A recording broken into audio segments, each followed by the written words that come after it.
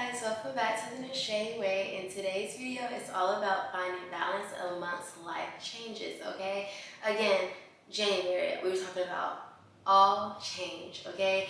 But one of the biggest things that I am currently struggling with, and so I feel like I can currently speak on it, is like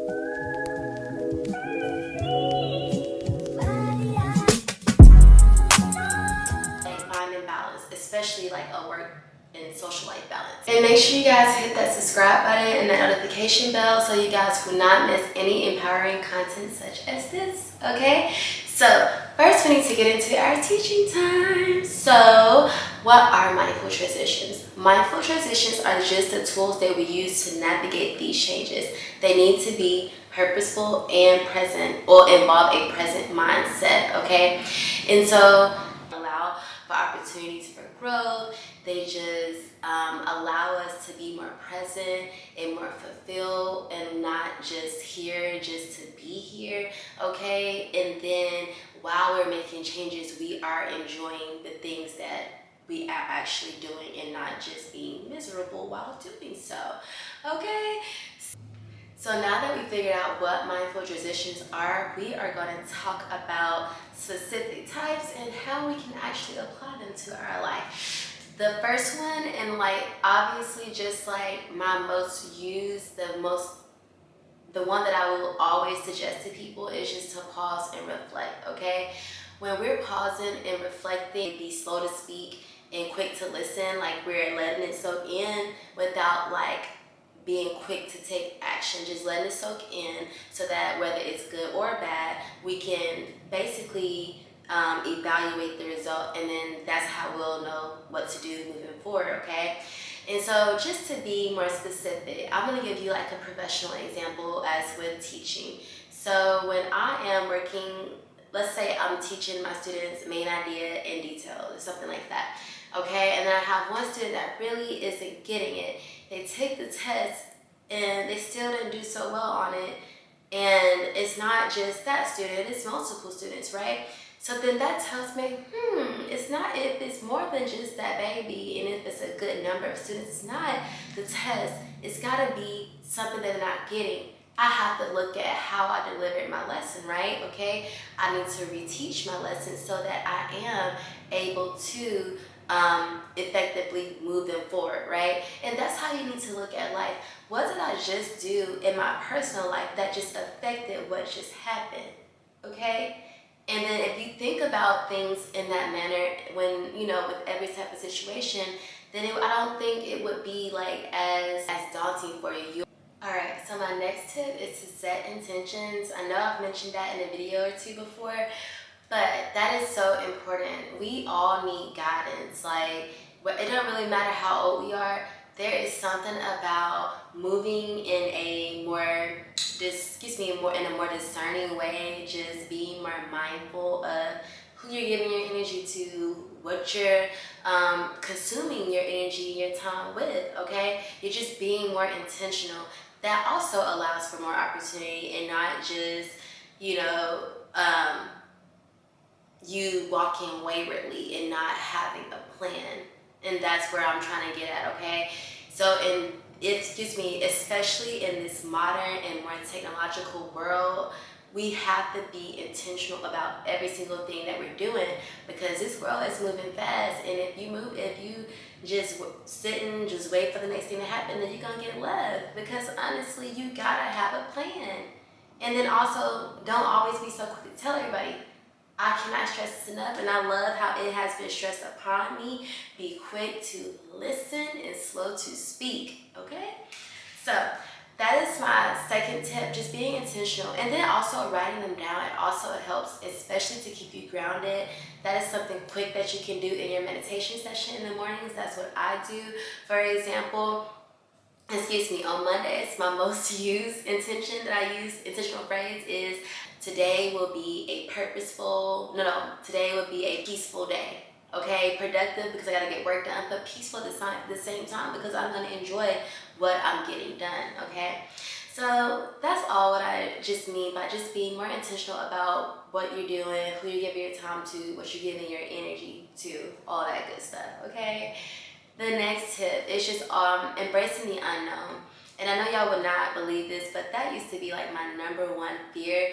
I guess it kind of like started to break down my freshman year in college because we had to write a whole paper about like your biggest fear, and that was my biggest fear, and it kind of still is a fear of mine to this day because I have yet to read the full chapter of Revelation because, oh my God, I don't know. That's a whole nother video, but I am working on it because I realize as I get older, and especially since I have kids now, I can't think like that. That is just so closed-minded to think like that, just to be afraid of uncertainty, because with change there is uncertainty and you cannot control that. You only can control the things that you can, I guess, like physically control, and then yourself. So just also looking at that from a more optimistic perspective and just seeing that as an opportunity for growth, because even though you may not know what may happen, if you look at it from a more positive standpoint, then you can say something like, you know what if this happens? What if I go to this interview and I end up getting a promotion to this position, So just think like that and just be more open-minded. And I guess that's like over time that's helped like diminish, like make that fear of mine smaller, because at the time nobody could tell me anything, because then after I get 100 years old, I just don't want to do that. I don't want to talk about death in general. I just, no, that's just too morbid for me. But right now, like, I would be okay, but then you'll definitely be able to tell that I'm uncomfortable having that conversation. Just don't be afraid of things that you cannot control, okay? The next one is just building a community, having a support system, okay? I cannot stress that enough. We are not meant to be in this world in isolation. We are meant to be here for a connection, okay? Whether it is physically or virtually, we are here to support each other, okay? Things get hard at times, and we cannot control that either. Those things are meant to teach us and build our character, those, minor setbacks and hardships. But when we are, again, looking at it from a more positive standpoint, then we can realize, okay, even though I may not be the most social or the most people person, I'm gonna do this because I know I cannot do this on my own. And on those hard days when I know, like, oh, I need a little push, I can fall back on these people, okay? And so you have to think like that, because I used to think like, oh, I don't need you, I can do this by myself. But especially as a Black woman, we gotta get rid of that mindset, y'all. Here is just self-care, okay? We've gotta find some type of way to incorporate that into our daily life. We cannot just be on go every single day. And I am preaching to myself, I am preaching to the choir, because I am always on go mode. Whether it is putting out content, aka it is a whole thunderstorm going on, out there. But rain or shine, like my track coach used to say, rain or shine, baby, we gonna get this content out. As soon as I get done with this video, I'm going to be going to go do my nails because my nails are not done and I got to go to work tomorrow. So no, we can't just be caught slipping like that. But y'all, I don't mind, because y'all know I am on my grind. I am not playing about this 90-day challenge or this 12-week year, where one of my goals is to make sure I'm being consistent and pushing out content, okay? So again, just remembering just to put yourself, you can't, especially a mama, you cannot be running off fumes. You cannot be your best self if you're not taking care of yourself, okay? So remember, our #1 tip is just to pause and just self-reflect, okay? And then about everything that you do, okay? Everything known, even though that is my, well, nope, I do not. And then building a support system and just self-care, okay?